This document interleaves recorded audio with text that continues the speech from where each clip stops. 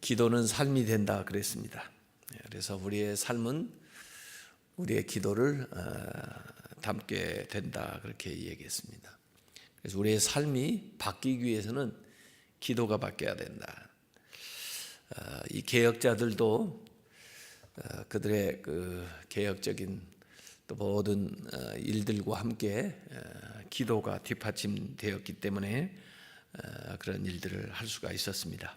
그래서 그분들도 기도한 대로 아마 기도가 먼저 있었기 때문에 그 모든 일들을 감당하는 삶을 살았다 그렇게 믿습니다. 이번에 우리가 이 개혁자들을 통해서 우리의 기도도 어떻게 돼야 되나, 우리의 삶이 어떻게 나아가야 되냐 하는 것을 배웠는데요. 월요일 얀 후스는 화형을 당하는 순교를 했습니다마는 원수를 위한 기도를 했습니다. 스데반처럼, 예수님처럼. 루터는 기도를 가르쳐 주면서 하나님의 뜻을 구하는 기도를 가르쳐 주었습니다. 특별히 그 주기도를 통해서 어떻게 기도해야 되나 하는 것들을 가르쳐 줬는데, 하나님의 뜻을 구하는 기도. 칼빈은 하나님의 영광을 구하는 기도. 칼빈은 모든 것에서 하나님의 주권을 인정하면서 하나님의 영광을 위해서 기도했습니다. 멜란히토는 화해를 위한 기도. 그 멜란히토는 동역자이면서 그 루터의 또 중재자 역할을 잘 했다고 그랬는데요. 그분은 이 화해를 위한 기도. 존 낙스, 나라를 위한 기도. 스코틀랜드를 나에게 주십시오. 그러지 않으면 죽음을 주옵소서, 이렇게 기도할 정도로. 그래서 그 여왕 앞에서도 담대했고 결국 그 나라 전체를 스코틀랜드가 기독교 국가가 되는, 다른 개혁자들은 자기 도시를 주님 앞에 돌렸지만 이 존 낙스는 나라 전체를 하나님 앞에 돌리는 막 그런 기도를 했기 때문에 나라를 저에게 주옵소서. 그랬기 때문에 결국 그의 개혁적인 일을 통해서 그 온 나라가 하나님 앞에 나아가는. 그래서 그 낙스가 이제 일으킨 그 스코틀랜드 장로교회는 결국 그 중국에도 선교사를 파송했었고요. 또 그 선교사들이 한국까지 내려와서 선교하는 그런 일들을 할 수가 있었습니다. 오늘 마지막으로 그 요한 웨슬리입니다. 요한 웨슬리는 저는 성화를 위한 기도, 이렇게 그 부제를 붙였는데, 이 요한 웨슬리, 존 웨슬리라고 하죠. 이 존 웨슬리는 우리한테 굉장히 친숙한 사람입니다. 그 뭐 칼빈이라든지 존 낙스라든지 이런 분들은 이제 장로교 쪽에, 즈빙글리라든지 그 많이 알려진 사람이고요. 우리는 이제 그 감리교회나 성결교회는 존 웨슬리의 신학을 따르기 때문에 요한 웨슬리에 대해서 많이 아마 들었고 많이 얘기를 했고, 저도 사실 다른 분들은 이번에 좀 더 스터디하면서 알게 됐고, 요한 웨슬리 신학을 쭉 했기 때문에 신학교 때부터 요한 웨슬리는 좀 익히 좀 알고 있죠. 근데 이 요한 웨슬리는 켈빈이나 루터는 1500년도의 사람이었고, 이 요한 웨슬리는 1703년에 태어나서 1791년에 소천하셨으니까 88세를 사셨는데 한 거의 200년 차이가 나죠. 그래서 개혁자들의 이제 이 흐름을 쭉 받고 있는 분이고, 또 감리교회를 창시했으니까 그분도 같은 반열에서 이 얘기를 하지만 이 시대적으로 보면은 상당히 많은 시간이 이제 흐른 다음에 나오는 사람이 요한 웨슬리입니다. 요한 웨슬리 아버지 쪽으로 4대째 목사님이에요. 그리고 요한 웨슬리도 목사가 됐으니까 5대째 목사를 이어서 쭉 하는 그 집안인데, 어머니 쪽으로도 그렇고요. 참 경건한 그 신앙생활인데, 그분들은 영국 성공회 원래 이제 사제라고 말할 수가 있죠. 영국 성공회는 이제 로마 카톨릭에서 영국이 떨어져 나오면서 국가 여왕 아래, 여왕이 영국 성공회 그 수장이거든요. 그 국가가 이 카톨릭으로부터 독립해서 이제 자기의 그 이제 나라의 그 기독교를 가지고 있지만, 영국 성공회의 그 초기의 스타일은 정치적으로는 이렇게 분리되어 있지만은 교리적으로나 그 예배 양식이나 이런 것들은 거의 로마 캐톨릭에서 많이 벗어나지 못한, 그래서 그 청교도들이 일어나 가지고 또 그걸 이제 개혁하는 일들이 많이 있었었죠. 그래도 이 영국 성공회 쪽의 그 흐름에 그 요한 웨슬리의 그 가문이 쭉 있었더랬습니다. 그 아버지 사무엘 목사님 그리고 어머니 수잔나, 그 사이에 그 가정은 19자녀가 있었어요. 어떻게 19명이나 낳은지 모르겠어요. 그런데 그 중에 9명은 어려서 죽고 10명의 자녀가 이제 남았는데, 요한 웨슬리는 그 19 중에 몇 번째냐면 15번째예요. 그리고 그 밑에로 또 찰스 웨슬리라고 아주 또 훌륭한 목사님이 있습니다. 그 두 형제가, 요한 웨슬리, 찰스 웨슬리가 참 유명한 형제인데, 그러니까 한 15쯤 나야 그런 사람이 나오는 겁니다. 10 나다가 그만뒀으면 요한 웨슬리가 나올 수가 없죠. 찰스 웨슬리도 나올 수가 없는. 근데 이 어렸을 때 이 얘기 보면 6살, 요한 웨슬리 6살 될 때 그 목사관에 화재가 났나 봐요. 자식들이 많으니까 그 부부가 애들 데리고 피신을 했는데, 요한 웨슬리가 집 안에 남아있다는 것은 모르고, 애들이 많으면, 이전에도 제가 미국에서 목회할 때 보니까 애를 그냥 놔두고 다른 애들만 그 태우고 집에 갔다가 돌아오는 사람들도 있어요. 애를 놓고 갔구나 그래가지고 또 와서 다시 태우고 가고 그러는데, 이 요한 웨슬리 6살 됐는데, 그래가지고 그 안에 있는지도 몰랐는데 스스로 그 불구덩이에서 울면서 튀어나온 그 경험을 요한 웨슬리가 얘기하면서, 자기는 불에서 꺼낸 그슬린 부직갱이다. 정말 죽을 뻔했는데, 죽었는데 그때 하나님께서 그래도 쓸 일이 있어서 자기를 살려주셨다, 이렇게 이제 간증을 하는 대목이 있어요. 이 요한 웨슬리하고 동생이 정말 천재입니다. 17살에 옥스퍼드 대학에 진학을 했는데, 그 당시에 대학 가는 사람도 별로 없을 뿐만 아니라 옥스퍼드를 다닌다, 옥스퍼드를 나왔다 그러면요 사람들이 와서 구경할 정도로 그렇게 대단한 그 학교에 두 형제가 다 들어갔는데, 옥스퍼드 대학에 가면요 옥스퍼드 대학을 빛낸 사람들이 있는데요, 거기 옥스퍼드 대학 이 관광을 하러 가면 이 영상물을 보여줍니다. 지금도 그 영상물을 보여주는지 모르겠는데, 거기에 보면 이 두 형제가 나옵니다. 요한 웨슬리하고 찰스 웨슬리가.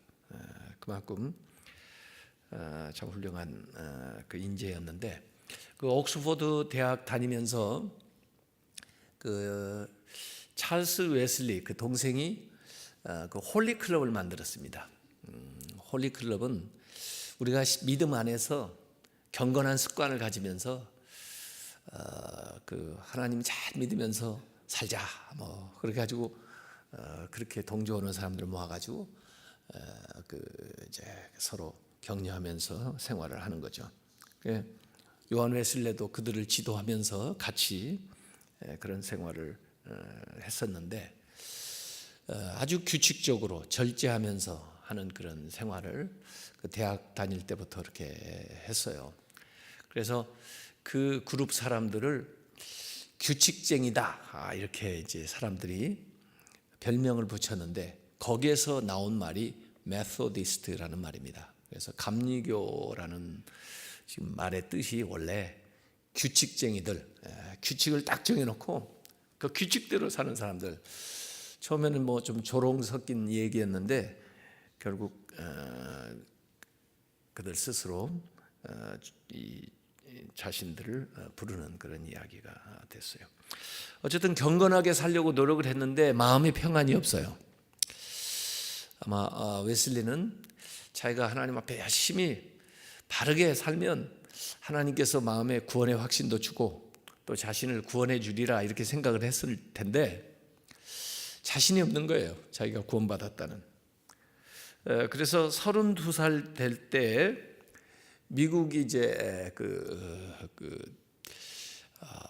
이 영국에서 많은 사람들이 건너갔고 또 거기에 이제 식민지를 건설하면서 또 이민 간 사람들도 있고 또 거기 미국에 있는 원주민들도 또 선교해야 될 필요성도 있고 그렇게 해서 이 요한 웨슬리는 선교하러 조지아주에 갔습니다. 미국에. 그 가는 배에서 큰 풍랑을 만났는데 너무 두려웠던 거예요. 이렇게 죽으면 안 되는데, 이렇게 죽으면 난 천국 못 가는데. 그런데 그 모라비안 교도들이 한편에서 찬송을 하면서 그렇게 평안한 그런 모습으로 지내는 거예요. 그래서 붙들고 물어봤습니다. 당신들 두렵지 않느냐고. 그랬더니 왜 두렵냐고. 지금 죽어도 하나님 품에 갈 텐데 뭐 두렵겠느냐고. 거기에 충격을 받은 거예요. 내가 목사인데도 나는 선교사로 가는 사람이 이런 확신이 없는데 평소에 뭐 무식하다고 생각했던 이 모라비안 교도들이 이런 확신을 가지고 지내는데 나하고 무슨 차이가 있나. 조지아에 갔었는데도 하여간 그 사역이 제대로 진행이 되지 않았어요. 그래서 결국 뭐 결혼 문제도 어렵게 돼가지고 이제 실패감을 가지고 35세에 다시 영국으로 돌아왔는데 돌아오면서 스스로 생각을 한 겁니다. 내가 인디안들을 개종시키려고 미국에 건너갔었는데 과연 나는 누가 개종시킬 건가? 나도 확신이 없으니 내가 다른 사람들을 어떻게 인도하겠나? 이제 영국에 돌아왔을 때 그 찰스 웨슬리 동생은 이 루터의 그 갈라디아서 주석을 읽고 큰 은혜를 받고 후 한 일주일쯤 될 때 아마 웨슬리하고 그런 얘기를 했겠죠. 요한 웨슬리가 1738년 5월 24일 그 날짜까지 기억하고 있는 것은 이게 굉장히 중요한 사건이 일어났기 때문이죠. 감리교회 사람들은 전부 이 날을 기억해서 올더스게이트 회심 체험일로 기념을 합니다. 올더스게이트 광장에 웨슬리가 나갔을 때 그 모라비안 교도들에 대한 이제 관심이 있었기 때문에 그들 모임에 참석을 했는데 어떤 한 사람이 일어나서 루터의 로마서 서문을 읽고 있었는데 그 웨슬리의 일기에 이렇게 기록되어 있습니다. 9시 15분 전쯤, 그러니까 8시 45분이죠. 그가 그리스도 안에 있는 믿음을 통해 하나님이 일으키시는 심령의 변화를 설명할 때 나는 이상하게 마음이 뜨거워져 오는 것을 느꼈다. 나는 내가 구원을 위해 그리스도만을 의지하고 있음을 느꼈다. 그리고 그분이 나 같은 죄인의 죄를 모두 없애주시고 죄와 사망의 법에서 구원해 주셨다는 확신을 가졌다. 그랬습니다. 그러니까 그날 가슴이 막 뜨거워지면서 그동안은 뭐 여러 가지 공부도 하고 전하기도 하고 나름대로 했겠는데 그 하나님의 말씀이 의인은 믿음으로 말미암아 살리라 하는 그 로마서 1장 17절의 그 말씀이 자신에게 부딪히면서 아 그렇구나, 믿음으로 구원을 받는 거구나. 그런 주님, 내가 주님을 믿습니다. 제가 죄인이었습니다. 회개합니다.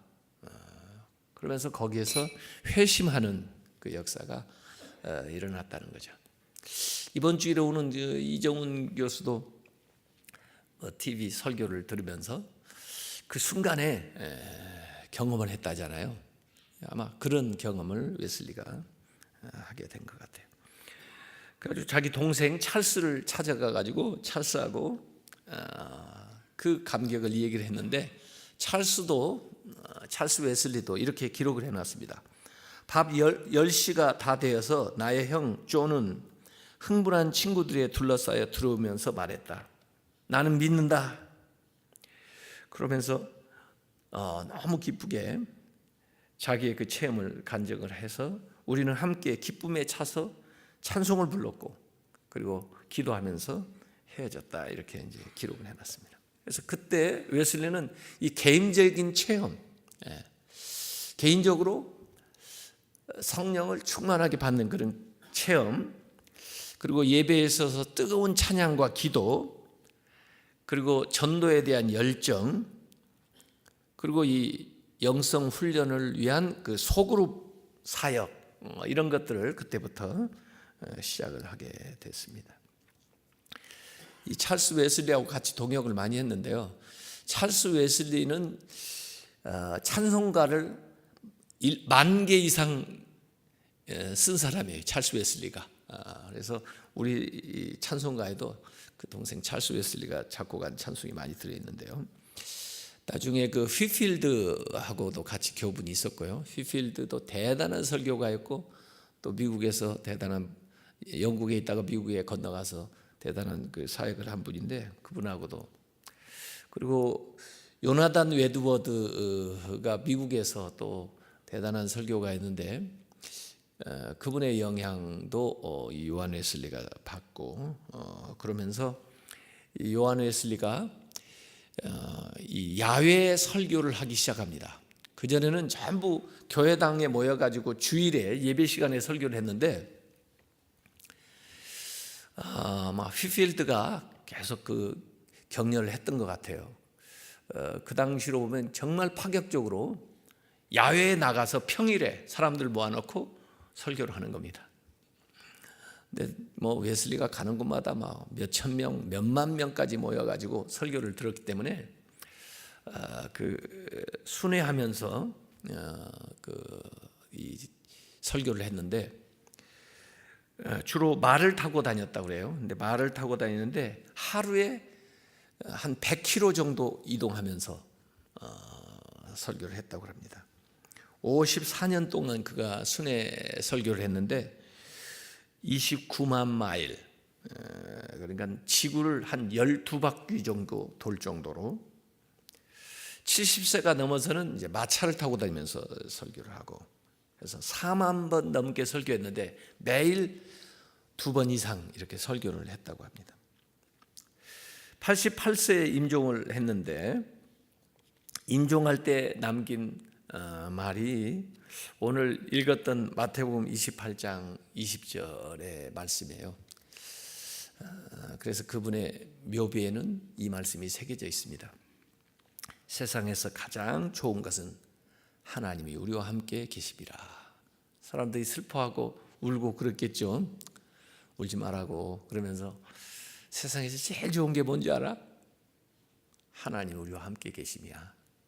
그 얘기를 하고 돌아가셨다고 합니다. 그 영국의 그 윌리엄 윌버포스 유명한 그 정치가죠. 노예제도를 폐지하는데 아주 큰 역할을 한 이분도 웨슬리의 영향 또 웨슬리의 조언을 계속 들으면서 그 일을 했다고 하고 그 나중에는 그 미국의 그 사역을 하는 사람을 이제 파송했는데 그 사람이 프란시스 에즈벨이에요. 에즈벨이 그 사람을 기념한 에즈벨이 대학도 그 켄터키에 있어서 우리 성결교단의 사람들이 거기 많이 나오고 그랬습니다만은 그 프란시스 에즈벨이는 미국에서 대단한 부흥운동을 일으킨 사람이에요. 미국의 감리교회를 거의 일으킨 사람인데 그분에게 이제 영향을 받은 게 이제 19세기 성결운동이거든요. 거기에서 또 은혜 받은 사람들이 일본으로 오고 또 우리 한국에 와서 우리 성결교회가 세워지는 태동이 그렇게 된 겁니다. 그래서 이제 웨슬리하고 우리가 연관이 되어 있습니다.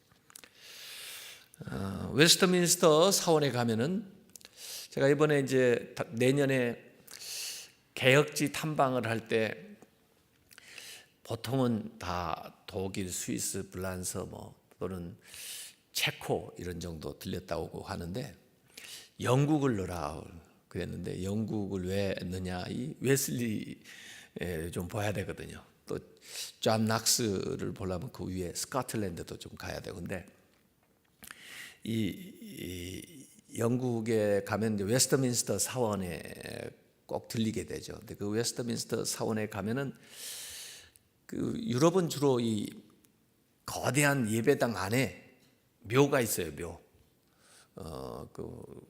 그 훌륭한 분들의 그 묘를 이렇게 와서 보고 아마 은혜도 받고 또 그들을 기념하기도 하고 그런가 보네. 그래서 교회당 안에다 묘를 써놓는데 그 웨스트민스터 사원에 묻힌다는 것은 대단한 영예로운 일이거든요.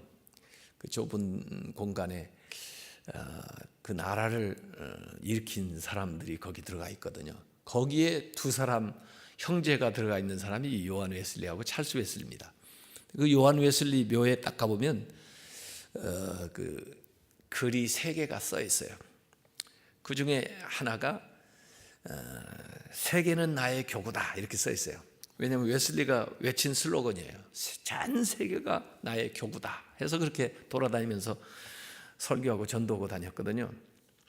그 다음에 마지막 임종할 때 했던 말 가장 행복한 것은 하나님이 우리와 함께 계시다는 거라.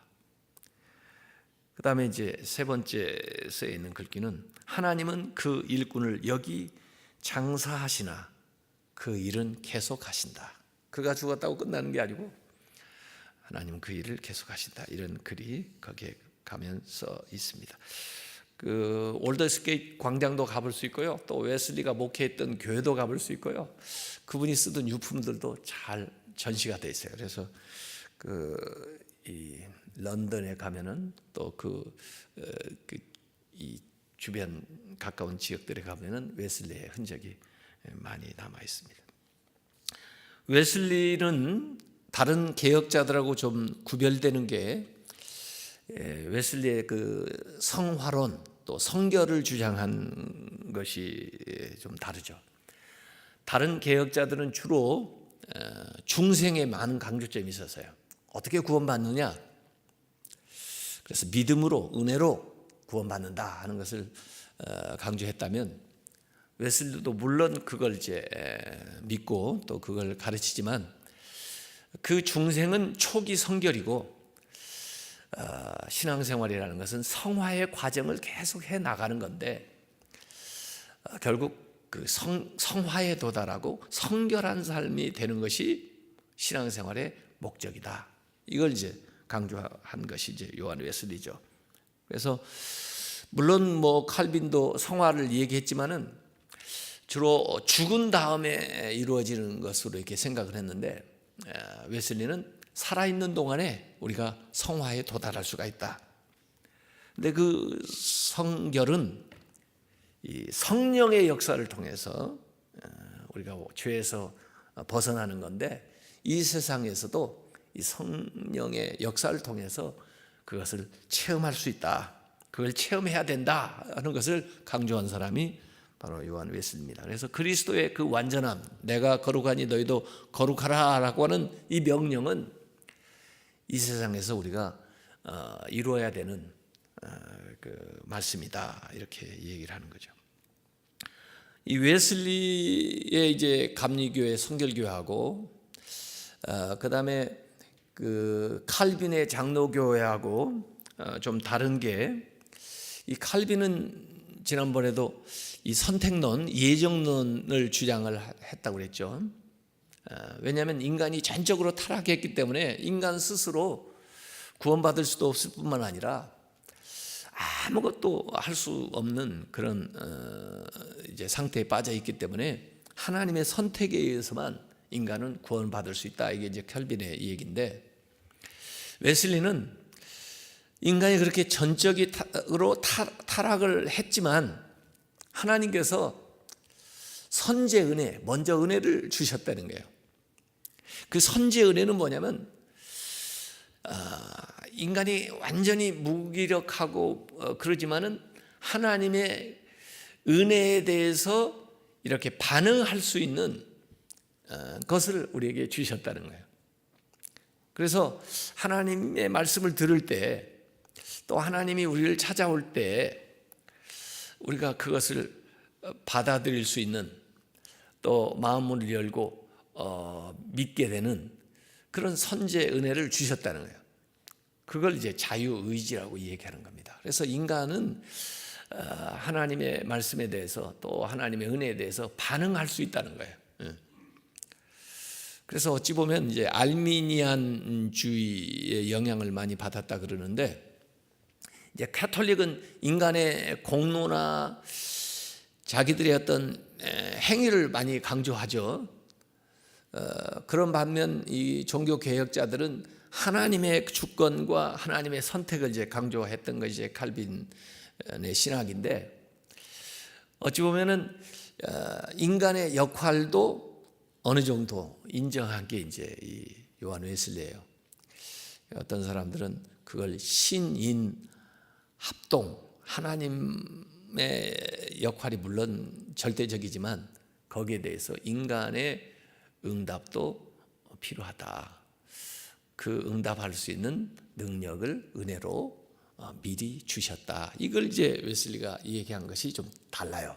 그러다 보니까 그 신앙생활에 있어서 우리의 그 열심, 또 우리가 적극적으로 그 나아가야 되는 면들을 이 웨슬리가 좀 더 강조했다, 이렇게 볼 수가 있는 거죠.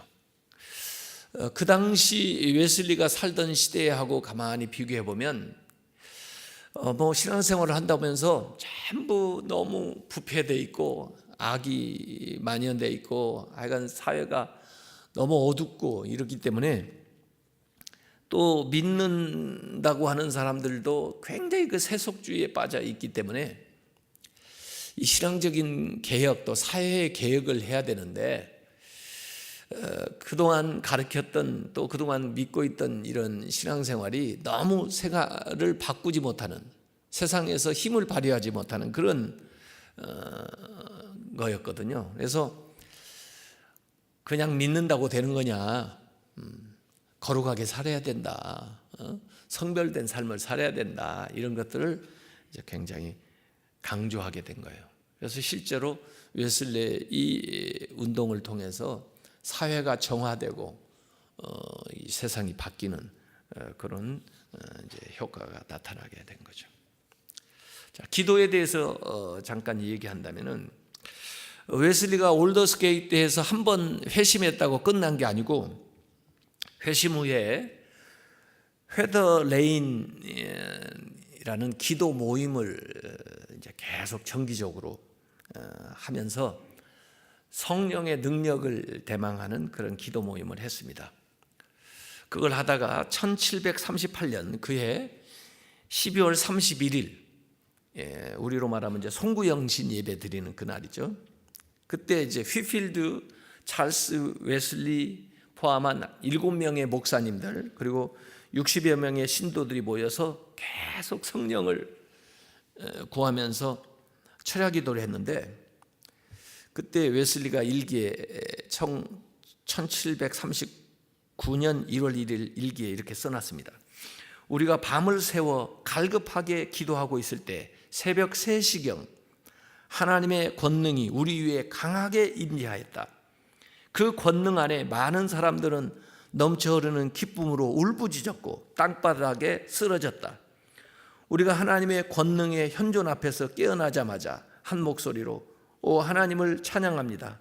하나님 우리의 주님이 되십니다 라고 찬양을 불렀다. 이렇게 써놨어요. 그러니까 열심히 성령 부어달라고 모여가지고 기도하다가 성령의 그 부으심 또 은사 이런 것을 체험을 했다. 이 기도회를 계속하면서 사역을 한 거예요. 그래서 이 웨슬리는 참 지성적이었던 사람일 뿐만 아니라 굉장히 기도를 많이 하고 또 성령 운동을 했던 사람입니다. 그래서 웨슬리 자신이 이 기도로 빚어진 사람이다. 웨슬리가 이런 얘기했습니다. 하나님께서는 기도에 응답하시는 일만 하신다. 하나님은 기도에 응답하시는 일만 하신다. 그러니까 하나님 일하게 하시려면 계속 기도를 해야 되는 거죠. 기도하는 것만 하나님이 응답하신다. 이 웨슬리가 이렇게. 웨슬리는 새벽 4시에 기상해서 2시간 이상 기도했다고 합니다. 그리고 수요일과 금요일에는 금식 기도를 했고, 그래서 그의 동역자는 웨슬리를 지켜보면서 이렇게 얘기했습니다. 그는 기도를 가장 중요한 일과로 생각했다. 나는 그가 골방에서 나올 때 얼굴이 평온하다 못해 환히 빛나는 것을 여러 번 보았다. 이렇게 얘기했습니다. 웨슬리는 우리가 구원받은 다음에 하나님의 자녀로서 성화된 삶을 살아가야 되는데 그 성화로 이끌어가는 중요한 길이 수단이 기도다 이렇게 얘기를 한 거예요. 그래서 기도를 통해서 그리스도의 형상이 이루어져 성화에 도달하는 것, 이것이 이제 기도를 통해서 된다는 겁니다. 그래서 신자들이 기도의 리듬을 회복해서 생명의 호흡을 회복을 해야 된다. 그래서 규칙적으로 기도를 해야 된다. 이 규칙적이라는 거 이게 굉장히 중요하더라 보니까요. 제가 좀 부정맥이 있어요. 부정맥이라는 게 뭐예요? 심장의 피가 규칙적으로 돌아야 되는데 어느 때 규칙적으로 안 도는 거예요. 심방세동이라고 어느 때는 막 가끔 이렇게 규칙적으로 떼야 되는데 어느 순간 이렇게 떼는 거예요. 그래서 병원에 가서 요새 한 3개월에 한 번씩 이렇게 체크를 하는데요. 그 약을 받아 먹는데 그 별로 개선이 안 되나 봐요. 이 홀더라는 걸 이렇게 딱 껴고 이 24시간 동안 심장이 뛰는 걸 이렇게 체크를 쭉 보여주는데 어느 시점에 가서는 떨어요. 그래가지고 지난 월요일인가 병원에 갔었는데 의사가 그러더라고요. 계속 그러니 4개월 시간을 주겠습니다. 4개월 동안 이게 회복되지 않으면 이제 시술을 하겠습니다. 그러나요? 이 규칙적으로 한다는 게 굉장히 중요한 거거든요. 이 기도도 리듬을 이렇게 타면서 해야 된다 이렇게 얘기하는 겁니다. 기도를 통해서 하나님과 나 사이의 관계가 사랑의 관계가 깊어지고 다른 사람들을 위해서 중보기도 하라고 그러죠. 중보기도 하면 다른 사람들과의 사랑의 관계가 깊어진다. 그렇게 기도하라는 겁니다. 그래서 기도하면 사랑하게 된다. 기도함으로써 하나님의 형상이 우리 안에서 회복이 되고 하나님의 임재를 체험을 하게 되고 하나님을 경험할 수 있는 영적인 감각이 회복된다. 이 이야기가 지금 웨슬리가 하는 얘기예요. 그래서 이 기도는 우리의 신앙을 성장시키고 우리가 성화되는 길이다. 그래서 처음 이제 우리가 주님을 믿게 될 때는 성령이 주도적으로 역사하셔서 우리 안에 기도를 이렇게 이제 펌프질을 하는 것처럼 일으키지만 또 우리의 기도를 통해서 거기에 응답을 해야 된다. 그때 영적인 성장이 가능하다는 거예요. 웨슬리가 이렇게 얘기했습니다. 하나님의 영 혹은 숨이 즉시 새로 태어난 영혼 속에 불어넣어져서 호흡을 하게 된다. 그 숨결은 하나님께로부터 와서 다시 하나님께로 돌아갑니다. 믿음으로 그 숨결을 부단히 받아들이는 것처럼 기도로 부단히 다시 돌려드려야 됩니다. 그러니까 하나님의 숨이 내한테 들어왔다가 또 나가야죠. 이 숨이라는 건 안에 들어오기만 하는 게 아니잖아요. 밖으로 나가야죠. 그러면서 우리가 숨 쉬는 건데 그 숨 쉬는 걸 기도라고 했는데 믿음으로 하나님의 숨이 내 안에 들어오는 거고 기도로 내 안에서 밖으로 나가는 거예요. 이게 왔다 나갔다 들숨날숨 하면서 우리가 건강하게 살아가는데 믿음 기도 믿음 기도 믿음 기도 이걸 통해서 나아간다 이런 식이죠.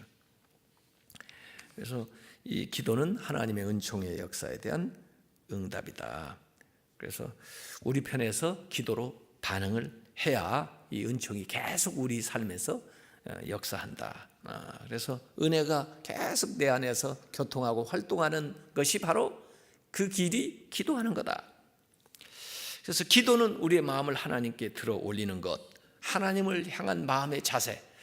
끊임없이 기도하라, 항상 기도하라는데 이 웨슬리는 두 가지를 강조하는 거예요. 규칙적으로 시간을 정해서 개인적으로 하나님 앞에 기도하는 거 중요하고 끊임없이 기도하라는 것은 우리의 삶 자체가 일상생활이 하나님을 향한 마음의 자세, 또 하나님의 도우심을 구하고 또 하나님께 순종하고자 하는 그런 마음의 자세로 모든 일을 하는 거, 그게 이제 끊임없이 기도하는 거다 이렇게 정의를 해주고 있어요. 그래서 웨슬리는 본인뿐 아니라 다른 사람들에게 이 성찰, 자기 성찰을 위한 이 질문지를 만들어 가지고 한번 스스로 이렇게 질문해 보라고 질문들을 이제 제시한 것들이 있는데요. 이게 스스로 질문 이렇게 하는 거예요. 내가 오늘 진실로 기도했는가? 교회 올 때 또 교회에서 기도했는가? 아침에 저녁에 홀로 기도했는가? 월요일, 수요일, 금요일 첫 아침에 친구들과 함께 기도했는가? 잠자기 전에 기도했는가? 일하기 전에 기도했는가? 뭐 이런 식으로 계속 질문하라는 거예요. 그래서 예라고 답변이 나오면 잘하는 거고 그러지 않으면 그렇게 하도록 노력을 하라 이런 식으로 해서 질문지를 계속 만들어가지고 했느냐고 서로 물어보고 이렇게